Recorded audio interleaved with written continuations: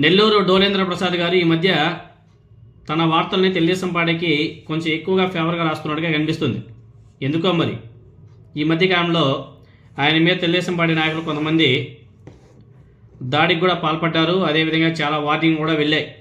Maybe ఆ భయంతోనో లేకపోతే ఏమో కానీ ఆయన ఎక్కువగా ఇప్పుడు తెలుగుదేశం పార్టీకి చాలా ఎక్కువగా ఫేవర్గా రాతలు కూడా రాస్తున్నాడు. 90% ఫేవర్గా రాస్తుంటే ఒక 10% మాత్రం కొంచెం వ్యతిరేకంగా రాస్తున్నాడు. దానిలో భాగంగా ఈరోజు కూడా ఒక వార్త రాశాడు. వైఎస్ జగన్ రాజకీయ పునర్జీవనానికి లోకేష్ బాబు కంకణం కట్టుకున్నాడా, తేడా చూడవద్దు మేము గాడిదలమే అని చెప్పేసి హెడ్లైన్ పెట్టి చాలా మంచి వార్త అయితే రాశాడు. చాలామంది చూసి ఉండొచ్చేమో, చూడని వాళ్ళకి ఈ వీడియో చూడండి, మీకు చాలా బాగా అర్థమవుతుంది. ఏ అశాంతి వద్దని కూడా తెలుగుదేశం పార్టీకి ఓటు వేశారో ఆ పీడ మళ్ళీ పట్టిస్తున్నారు. వ్యవస్థలు చేతిలో పెట్టుకొని వీధి రౌడీలాగా వ్యవహరించడం ఏమిటి? చంద్రబాబు గారు ఒక్క ఫోన్ చేసి ఉంటే ఇంత అనర్థం జరిగేది కాదు. ఆయన చూస్తుంటే ధృతరాష్ట్రుడి జాలి కథ జ్ఞాపకానికి వస్తుంది అని చెప్పేసి హెడ్లైన్ పెట్టి చాలా పెద్దగానే రాశారు కథనం. రాష్ట్ర రాజకీయాలు 15 ఏళ్ళు చంద్రబాబు నాయుడు గారు అదేవిధంగా వైఎస్ రాజశేఖర రెడ్డి గారి మధ్య నడిచింది. మరొక 15 ఏళ్ళు చంద్రబాబు నాయుడు గారు వర్సెస్ జగన్మోహన్ రెడ్డి గారి మధ్య గిరికీలు తిరుగుతున్నాయి. మధ్యలో రోసయ్య గారు, కిరణ్ కుమార్ రెడ్డి ముఖ్యమంత్రులుగా ఉన్నా కానీ వారి మీద వైఎస్ రాజశేఖర రెడ్డి గారి నీడ కనిపించేది. అదేవిధంగా తాను ఫ్యాక్షన్ నేపథ్యం నుంచి వచ్చారని స్వయంగా చెప్పుకున్నప్పటికీ వైఎస్ రాజశేఖర రెడ్డి గారు పరిపూర్ణమైనటువంటి ప్రజాస్వామికవాది.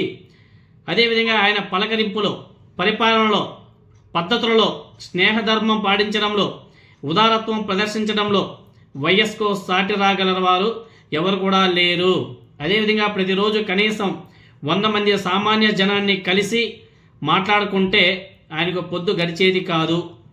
అదేవిధంగా ఆత్మీయులు అనుకున్న వారి కోసం, తన మనిషి అని ముద్ర వేసుకున్న వాడి కోసం ఎంత దూరమైనా వెళ్ళేవాడు, ఏమైనా చేసేవాడు. వారి తప్పులను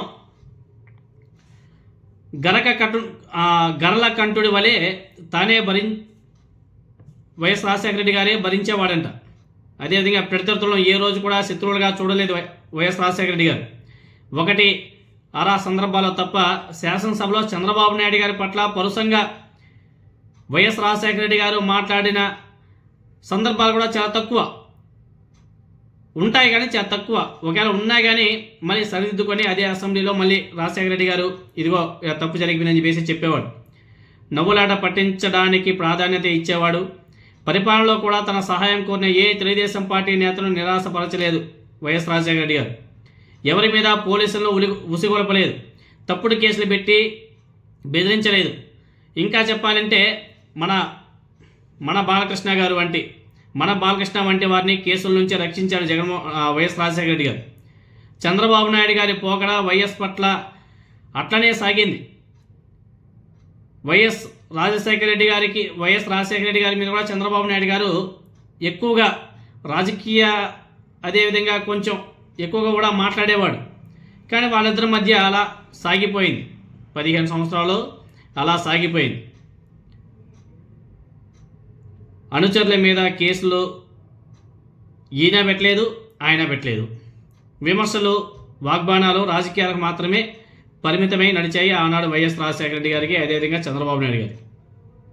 కానీ ఇప్పుడు పరిస్థితి మారిపోయింది. ఇప్పుడు కంప్లీట్గా మారిపోయింది.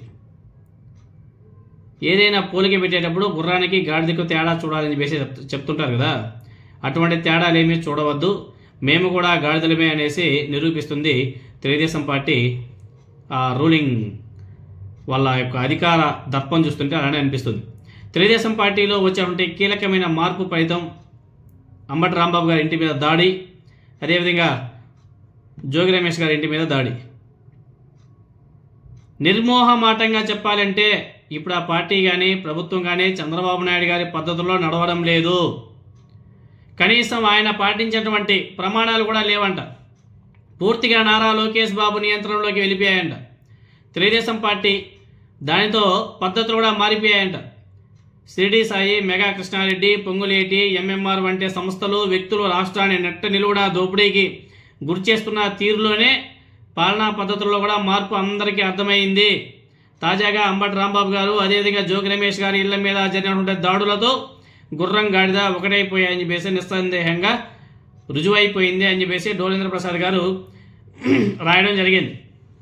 ఇంకా రాశారు ఆయన, అంబటి రాంబాబు గారు వాడినటువంటి భాష ఎవరు కూడా అది కరెక్ట్ అని చెప్పేసి ఎవరు కూడా మాట్లాడడం లేదు. ఆయన మాట్లాడింది తప్పు అని చెప్పేసి ఆయనే ప్రెస్ మీట్లో మాట్లాడడం జరిగింది.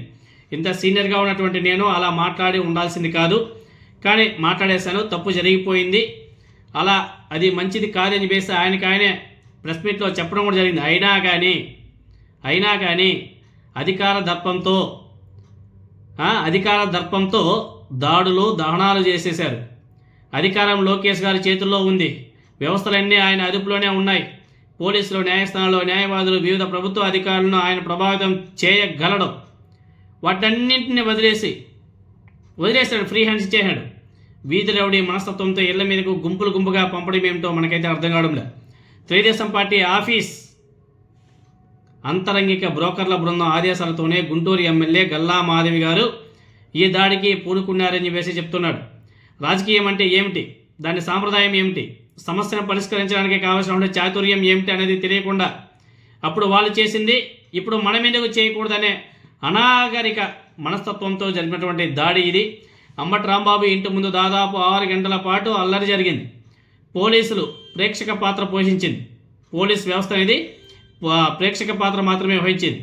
ఆ సమయంలో ముఖ్యమంత్రి చంద్రబాబు నాయుడు గారు, డిఫాక్టో ముఖ్యమంత్రులు చూసాం కదా, వాళ్ళిద్దరు కూడా అందుబాటులోనే ఉన్నారు. బహుశా టీవీలలో కూడా ఆ దృశ్యాలు చూస్తూ కూడా ఉండొచ్చు. ఒక్క ఫోన్ కాల్ డీజీపీ గారికి చేసి ఆ మూకను తరిమేయండి అనేసి చంద్రబాబు నాయుడు గారు ఒక ఫోన్ చేసి ఉంటే 5 నిమిషాల్లో అంబటి రాంబాబు గారి ఇంటి ముందు అందరూ కూడా ఖాళీ అయిపోయేవాళ్ళు. ప్రశాంతమైనటువంటి వాతావరణం నెలకొని ఉండేది. ఆ మాట చెప్పడానికి ముఖ్యమంత్రి చంద్రబాబు నాయుడు గారు సాహసించలేకపోయాడు. కొడుకు మీద ప్రేమ లేదా ఉత్సాహం ఆయన గొంతుకు అడ్డుపడినట్లుగా అనిపిస్తుంది. చివరికి జరిగింది అంబటి రాంబాబు గారు అరెస్టు. ఆ పనేదో మొదటి నిమిషంలోనే జరిపించి ఉంటే ఇంత రచ్చ అవసరం లేదు కదా. అదేవిధంగా దీనివల్ల తెలుగుదేశం పార్టీ సాధించింది ఏమిటి? ఒక మాటలో చెప్పాలంటే జీవోత్సవం వలె పడి ఉండేటువంటి వైఎస్ఆర్ కాంగ్రెస్ పార్టీకి ప్రాణం పోసింది. అవును, ఖచ్చితంగా జగన్మోహన్ రెడ్డి గారికి అదేవిధంగా వైఎస్ఆర్ కాంగ్రెస్ పార్టీకి పునర్జీవనం కోసం మాత్రమే ఉపకరిస్తుంది. ఇప్పుడు నడుస్తున్నది కూడా చంద్రబాబు నాయుడు గారి పరిపాలన కాదు అని చెప్పడానికి ఇంతకంటే ఉదాహరణ అవసరం లేదు.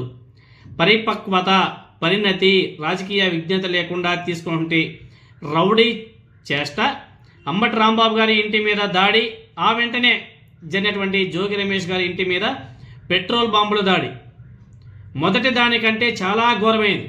రాజకీయాలు ఇటువంటి ధోరణులను ఖండించవలసినటువంటి అవసరం ఉంది.